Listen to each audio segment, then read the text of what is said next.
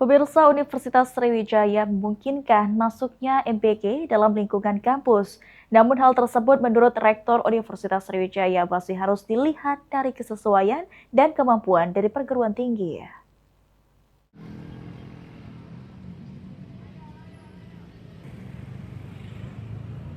Wacana akan masuknya MBG di lingkungan kampus dinilai oleh Rektor Universitas Sriwijaya mungkin terwujud.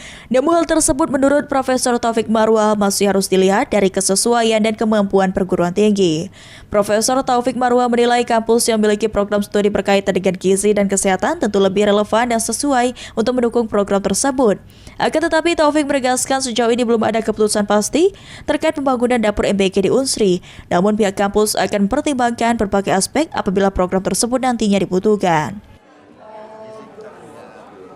Yang juga pada kemampuan yang dimiliki oleh masing-masing perguruan tinggi. Ada perguruan tinggi yang memiliki tata boga misalnya begitu, yang memiliki fakultas atau program studi misalnya kesehatan, lingkungan, gizi. Itu menurut saya wajar-wajar saja memiliki itu. Kenapa? Karena memang sangat sesuai yang tata boga, kemudian memang ada program gizi, kemudian Saat ini Unsri sendiri memiliki program studi ahli gizi di bawah naungan Fakultas Kesehatan Masyarakat FKM.